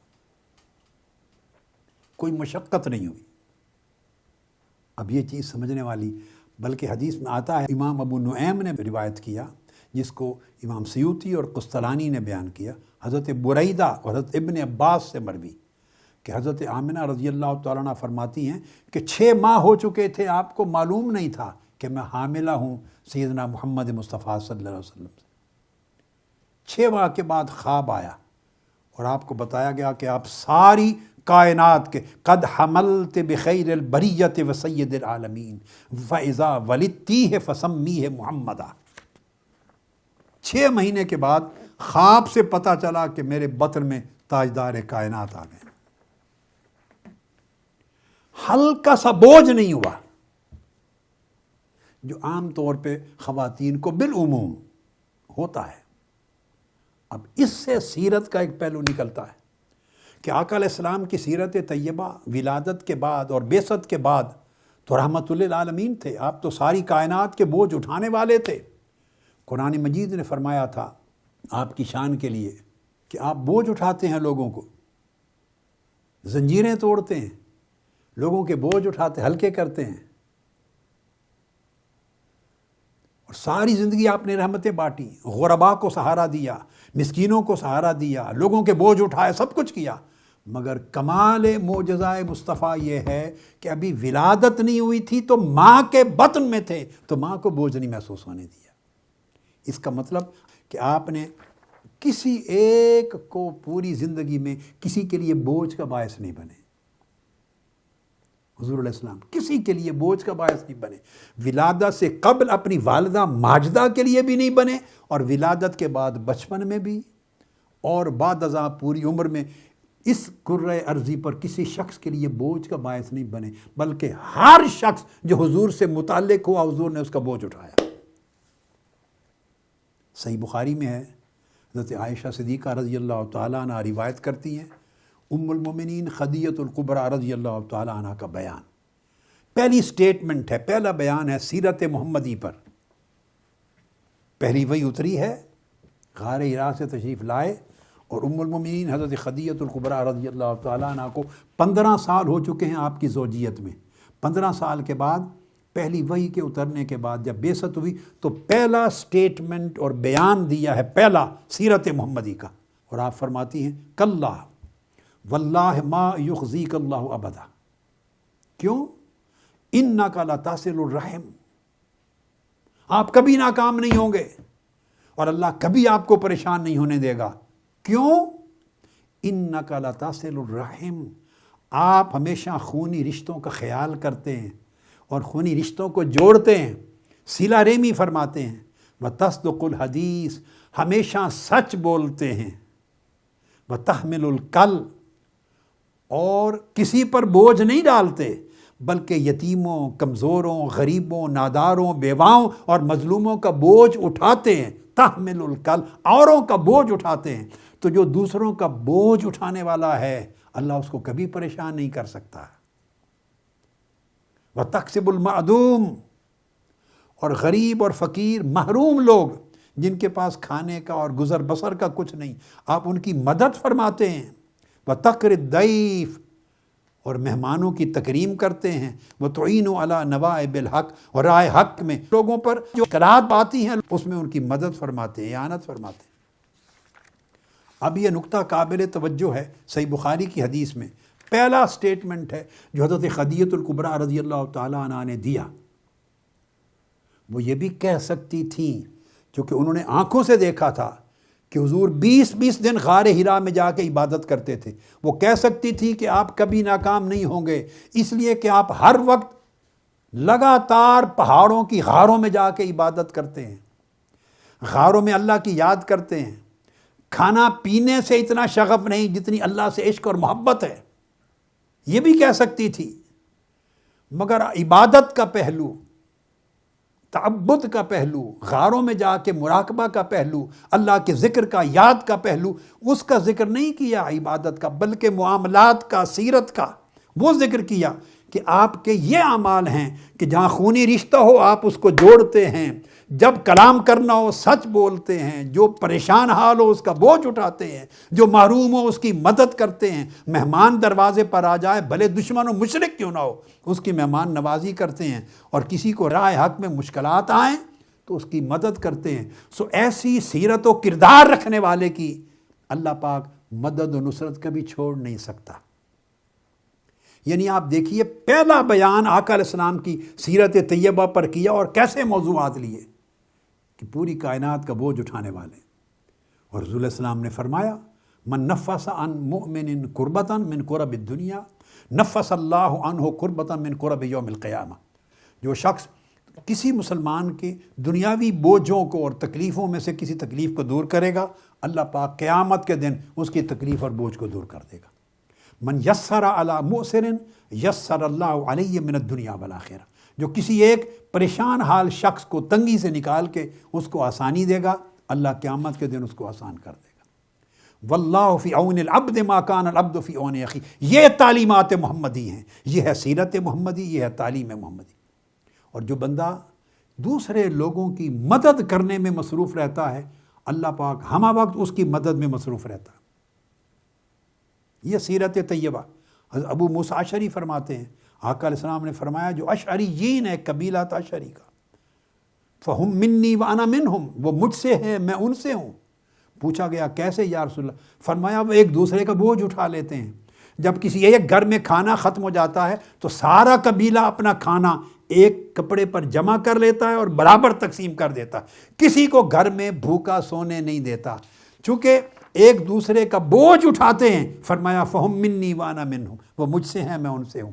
یہ سیرت مصطفیٰ ہے۔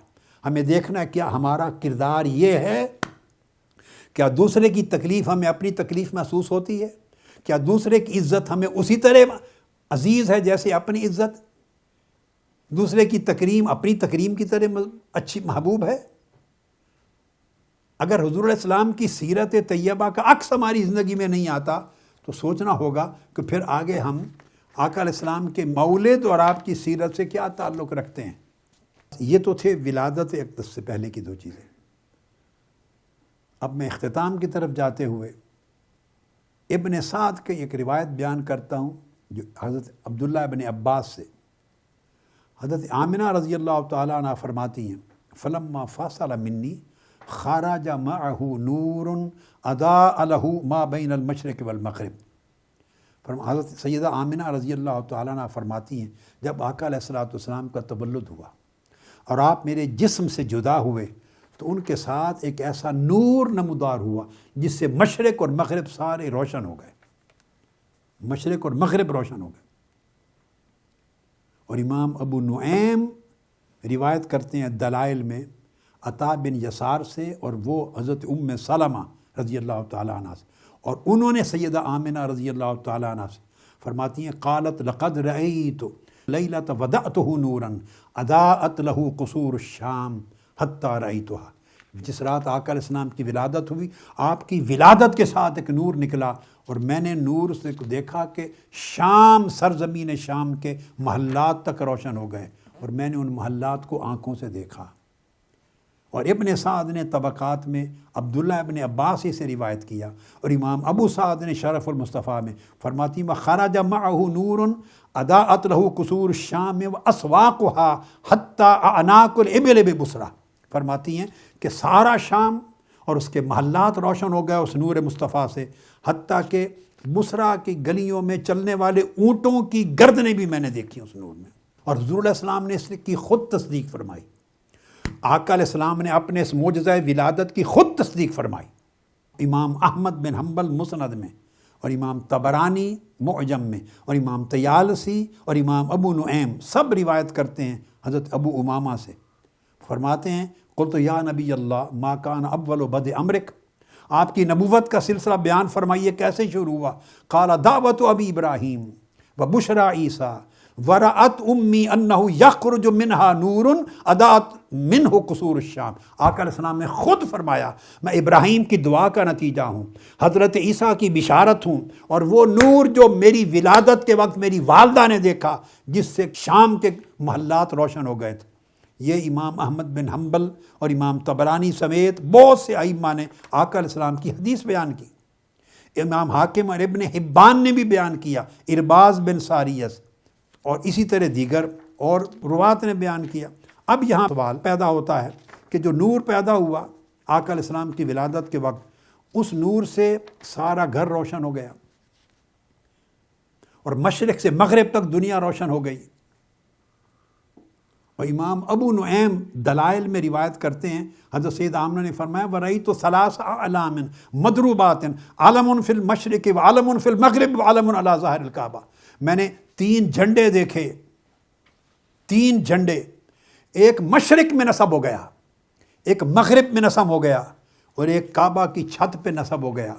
تو اب دیکھنا یہ ہے کہ آقا علیہ السلام کی ولادت کے وقت نور ظاہر ہوتا ہے اور نور سے مشرق سے مغرب تک پوری دنیا روشن ہو جاتی ہے. اس معجزے کا مقصد کیا ہے؟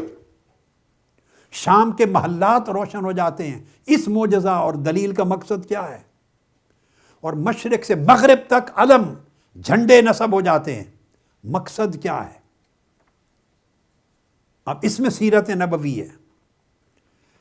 اس پورے معجزہ ولادت کا جو مغز ہے وہ حضور علیہ السلام کی سیرت طیبہ کا یہ پہلو، یہ پیغام دینا تھا کہ اے لوگو سن لو، آج کی رات حضرت آمنہ کے بطن سے جو نور محمدی جنم لے رہا ہے اور جو نبی آخر الزمان جن کا میلاد آج کی رات ہو رہا ہے، جب ان کی ولادت ہوگی تو یہ کسی ایک علاقے کے لیے نہیں ہوں گے، یہ مشرق سے مغرب تک ساری کائنات کے نبی ہوں گے. ان کا دین مشرق سے مغرب تک پوری کائنات انسانیت پر پھیلے گا اور پورا عالم انسانیت ان کے نور سے فیض یاب ہوگا. اب شام کے محلات کا روشن ہونا اور مشرق و مغرب کا روشن ہو جانا، یہ اسلام کی عالمگیریت کا پیغام تھا، اسلام کی آفاقیت کا پیغام تھا کہ جو نبی آج کی رات تشریف لا رہا ہے، یہ نبی قل للہ المشرق والمغرب، مشرق و مغرب سب اللہ کے لیے ہیں. اس طرح مشرق سے مغرب تک سب مصطفیٰ کے لیے ہوں گے، حضور کے لیے ہوں گے. مشرق سے مغرب تک سب مصطفیٰ کے لیے ہوں گے اور ان کے دین کے نور سے مشارق بھی منور ہوں گے، مغارب بھی منور ہوں گے اور کائنات انسانی کے سارے افق پر محمد مصطفیٰ کے دین کا نور پھیلے گا. رومن بازنطینی سلطنت کا کیپٹل تھا ملک شام. تو بتانا مقصود یہ تھا مشرق اور مغرب کا بیک وقت روشن ہونا اور بیک وقت مشرق اور مغرب میں جھنڈا نصب ہونا. عالم مضروب فی المشرق وعالم مضروب فی المغرب، دونوں طرف جھنڈا نصب ہونا. مطلب یہ تھا کہ اسلام صرف مشرقی تہذیب کا نام نہیں ہے، اسلام وہ دین ہوگا جو اہل مشرق کے لیے بھی قابل عمل ہوگا اور محمد صلی اللہ علیہ وسلم کی سیرت وہ سیرت ہوگی جو اہل مغرب کے لیے بھی قابل عمل ہوگی. اور اسلام اور امت کی وسعت اور ہماگیریت کا بتانا مقصود تھا. اور یہ جو اندھیرا دور ہو گیا، ستارے نیچے آ گئے اور فرماتی ہیں کہ گھر روشن ہو گیا اور ارد گرد کا ماحول روشن ہو گیا، اندھیرا جاتا رہا. یہ علامت تھی، ایک میسج تھا سیرت مصطفیٰ کا کہ حضور علیہ السلام کی آمد سے اب جہالت کے اندھیرے دور ہوں گے اور یہ محمد مصطفیٰ اپنی تعلیم کے ذریعے علم کے نور سے دنیا انسانیت کو منور کرے گا. پوری دنیا تک اور مشرق سے مغرب تک محمد مصطفیٰ کا دیا ہوا علم انسانیت کو روشن کرے گا. اور بالآخر پھر آپ نے دیکھا کہ آقا علیہ السلام نے پوری ہیومن کائنڈ انسانیت کو یونیفائی کیا. میثاق مدینہ اور قبائل کے صحائف سے اور مذاکرات اور معاہدات سے لے کر اسلام پوری دنیا انسانیت پر پھیلتا گیا. اور یہ تصور دیا مشرق سے مغرب تک کہ اسلام کی جو اپروچ ہے، زاویہ نگاہ ہے، وہ کوہیژن ہے، لوگوں کو جوڑنا ہے، مشرق اور مغرب کو جوڑنا ہے، یکجا کرنا ہے، پھوڑنا نہیں ہے. مشرق اور مغرب کو دکھانے کا مطلب یہ تھا کہ اسلام مسلمانوں کو آئسولیٹ کرنے کے لیے نہیں آیا، تنہا کرنے کے لیے نہیں آیا، بلکہ انٹیگریٹ کرنے کے لیے آیا. مشرق کے بسنے والے مغرب تک انٹیگریٹ ہوں گے اور مغرب میں بسنے والے مشرق تک انٹیگریٹ ہوں گے. اسلام ایک گلوبل ویژن دے رہا ہے، عالمی ویژن، اور جو پریکٹیکبل ہوگا اور لیونگ ریلیجن ہوگا پوری دنیا کا، رہتی دنیا تک. دیکھو ستاروں کا نیچے اترنا، اندھیروں کا چھڑ جانا اور رسول اسلام کی ولادت کے وقت پوری فضا کا ماحول کا منور ہو جانا اور ملک شام تک اور مشرق سے مغرب تک روئے زمین کا منور ہو جانا ایک لمحہ ہے. اس کا میسج کیا ہے کہ حضور اسلام علم دینے کے لیے آئے، علم کا نور پھیلانے کے لیے آئے. سو نتیجہ کیا ہوا؟ وہ دور جاہلیت تھا، دور دور تک علم کا تصور نہ تھا. اس دور جاہلیت میں جب یہ نبی آئے تو لوگوں کو تذکر کی دعوت دی، پھر تدبر کی دعوت دی. یہ نور جو ستاروں کا اترنا اور نور سے اندھیروں کا چٹنا، یہ نور علم اور نور ہدایت ہے.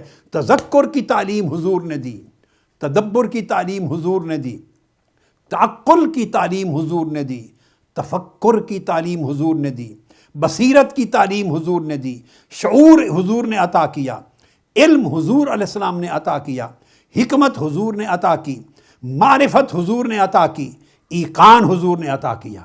اور سیرت محمدی سے علوم کے اور سائنسز کے چشمے نکلے، انسانیت کے افق پر علم روشن ہوا. حضور علیہ السلام کے وجود سے اور سیرت سے مذہبی علوم بھی لوگوں کو ملے، زبان اور ادب بھی لوگوں کو ملا، حکمت اور فلسفہ بھی لوگوں کو ملا، سماجی علوم بھی لوگوں کو ملے، طبی علوم بھی لوگوں کو ملے، اور سائنس اور علم کی ترقی بھی حضور کے ذریعے انسانیت کو ملی. فقہ اور قانون بھی حضور نے دیا، اور حضور کی سیرت کے ذریعے آپ نے ایسی نسلیں تیار کی. ابھی چند 100 سال گزرے تھے کہ پوری دنیا میں علم حیات اور علم فلک کی یاد دینے والے حضور کی امت سے لوگ پیدا ہوئے. ابھی چند صدیاں گزری تھیں کہ ریاضی، الجبرا، جیومیٹری کا علم دینے والے پوری دنیا کے امام حضور علیہ السلام کی امت سے جنم لیا. علم طبیعیات، علم میکانیات، علم حرکیات، اس کے سب سے اونچے سربراہ اس کائنات انسانی میں حضور کی امت سے پیدا ہوئے.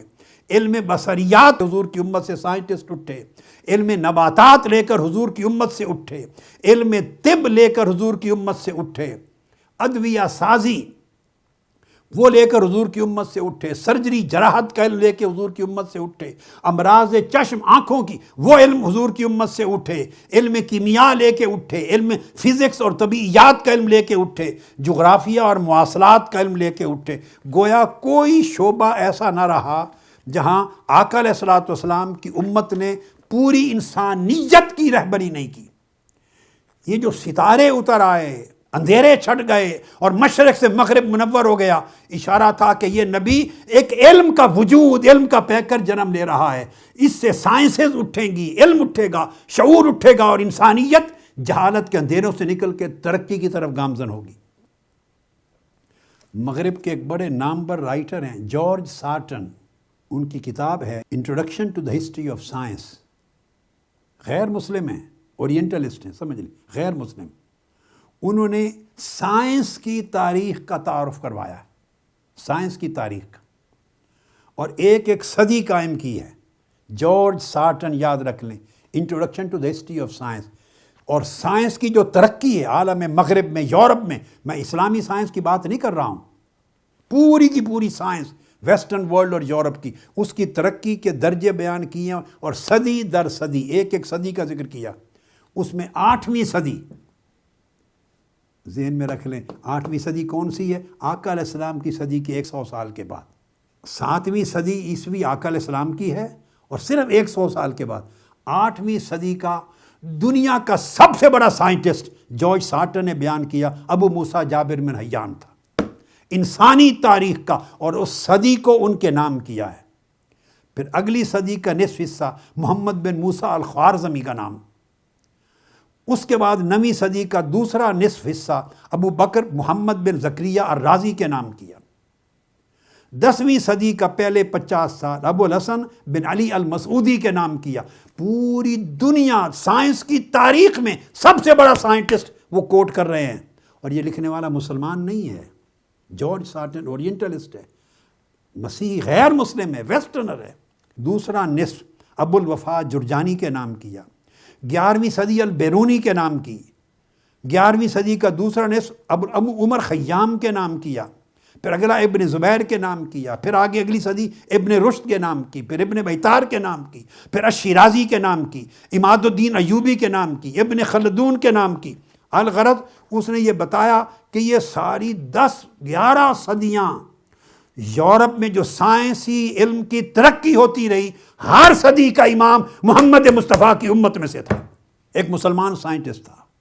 فزکس کی بنیادیں رکھی، ماڈرن فزکس، میکینکس اور ڈائنامکس کی، علم طبیعیات، میکانیات اور حرکیات کی، اس کی جدید سائنسی بنیادیں رکھی زکریہ رازی نے، البیرونی نے، ابو البرکات بغدادی نے، اور بیرونی نے ارسطو کے سائنسی نظریات رد کر دیے۔ بغدادی نے طبیعیات، علم فزکس کی نئی فاؤنڈیشنز دیں، موشن کے قوانین جو فزکس میں پڑھتے ہیں، ویلوسٹی کے، سمتی رفتار کے قوانین دیے۔ ابن الہیثم نے کثافت، ڈینسٹی کے قوانین دیے، ماحول اور ایٹموسفیئر کے قوانین دیے، پیمائش اور میجرمنٹ کے قوانین دیے، وزن اور ویٹ کی تعریف کی، مکان، سپیس اور زمان، ٹائم کی دی، رفتار حرکت، ویلوسٹی کی دی، قانون تجاذب، گریویٹیشن کو بیان کیا، فزکس کے، ڈائنامکس کے اور میکینکس کے وہ قواعد دیے جس سے پہلی دنیا آشنا نہیں تھی۔ یہ تھا ستاروں کا اترنا اور اندھیروں کا چھٹ کے نور میں بدل جانا، کہ محمد مصطفیٰ انسانیت کو علم کا، سائنس کا، تہذیب کا، ثقافت کا، شعور کا نور عطا کریں گے، اور پورا یورپ اور مغربی دنیا سائنس اور کلچر اور تہذیب کی ترقی میں محتاج ہے محمد مصطفیٰ کی، محتاج ہے اسلام کی، محتاج ہے اسلام کے بڑے سائنٹسٹ اور علماء کی، جن کے ذریعے علم، تہذیب، ثقافت، شعور، تمدن اور سائنس آگے بڑھی ہے۔ اس طرح علم البصریات میں مسلمانوں نے جگہ، ابن الہیثم نے آپٹیکل سائنسز میں آنکھوں کی، یہ دیکھیں نا آپ، میں بھی لگا کے بیٹھا ہوں گلاسز، آپ بھی لگاتے ہیں، آپٹیکل سائنس کا بانی ابن الہیثم ہے، اس کے لیٹن لینگویج میں ترجمے ہو چکے ہیں۔ پہلی مرتبہ لینزز کا تصور دیا اور میگنیفائنگ پاور کا تصور دیا، تکبیری طاقت کا، اور میگنیفائنگ لینزز بنائے۔ یہ تاریخ، سائنس کی تاریخ میں یہ آقا علیہ السلام کی سیرت کا فیض ہے۔ حضوری امت نے یہ ساری خیرات دی۔ باٹنی میں اسی طرح، میڈیکل سائنسز میں جابر بن حیان، الرازی، ابو القاسم زہراوی، ابن سینا، ابن رشد الکندی، انہوں نے پوری ماڈرن میڈیکل سائنسز کی بنیاد رکھی۔ یہ سیرت محمدی کا فیض تھا کہ ولادت کے وقت مشرق سے مغرب تک جھنڈے گاڑے، یعنی مصطفیٰ وہ علم دے گا، اس علم سے وہ قوم جنم لے گی اور وہ تہذیب اور تمدن جنم لے گا مصطفیٰ کی امت میں، کہ پوری دنیا کی سائنسی، عقلی اور شعوری ترقی بھی مصطفیٰ کے قدموں کی خیرات ہوگی۔ پھر اس زمانے اوائل وقت میں جب مغربی دنیا اور یورپ میں تو تصور نہیں تھا علاج کا، میڈیکل کالج بنائے، فارمیسی کے سیکٹ بنائے، اور کم و بیش 1100 سال قبل جو نامور طبیب تھا رازی، اس نے میڈیکل سائنس پر 200 کتابیں لکھی۔ 1100 سال قبل، آج سے 1100 ایئرز بیفور 200 کتابیں لکھی، اور انگلینڈ اور یورپ میں اب تک 40 مرتبہ مختلف یورپین لینگویج میں ٹرانسلیشن ہو چکی۔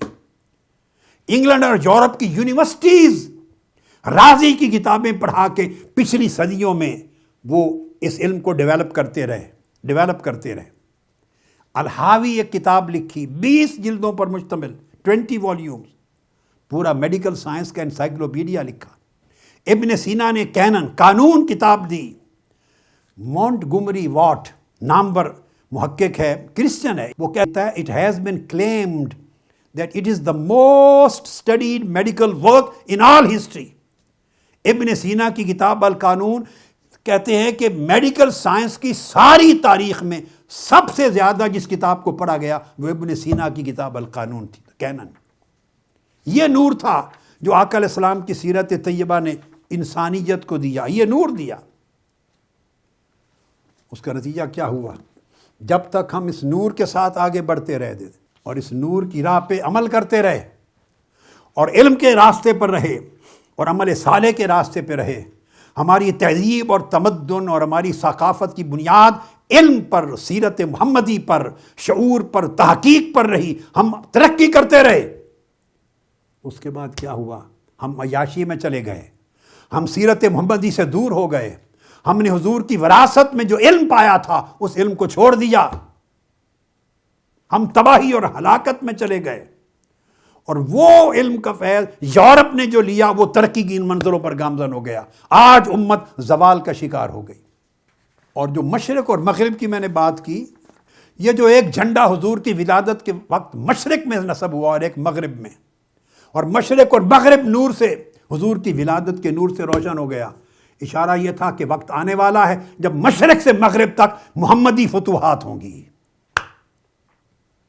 اور جہاں آپ بیٹھے ہیں ملک پاکستان، آپ کو معلوم ہے ملک پاکستان میں نور محمدی، میری مراد صحابہ کرام اور فتوحات اسلامی اور دعوت اسلام کی کب پہنچی؟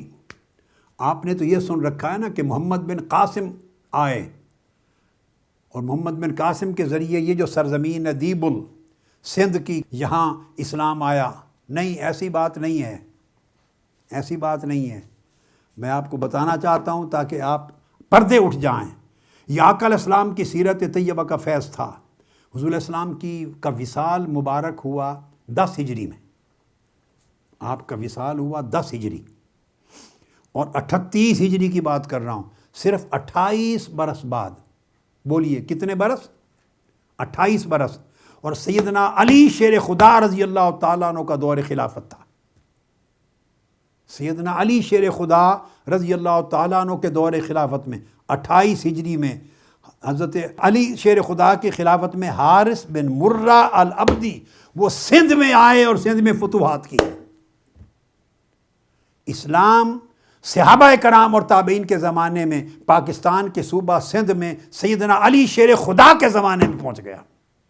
بلکہ تھوڑا اور آگے آپ حیران ہو جائیں، اس سے آگے بتاؤں، سیدنا فاروق اعظم رضی اللہ تعالیٰ عنہ کا دور 15 ہجری، آقا علیہ السلام کے وصال مبارک کو ابھی صرف 5 سال ہوئے ہیں۔ یہ بتانا چاہتا ہوں کیسے مشرق سے مغرب تک جھنڈے لگے اور کیسے مشرق و مغرب پورا آفاق عالم روشن ہو گیا۔ اشارہ یہ ہے کہ 15 ہجری آقا علیہ السلام کے وصال کا 5واں سال تھا، صرف 5واں سال۔ سیدنا فاروق اعظم رضی اللہ تعالیٰ عنہ نے حضرت مغیرہ بن ابی العاص کو بھیجا۔ حضرت مغیرہ بن ابی العاص یعنی عثمان بن ابی العاص ثقفی کو بھیجا بحرین اور عمان کی طرف، اور مغیرہ بن ابی العاص ان کے بھائی، ان کو بھیجا کراچی اور سندھ کے سمندری ساحل کی طرف۔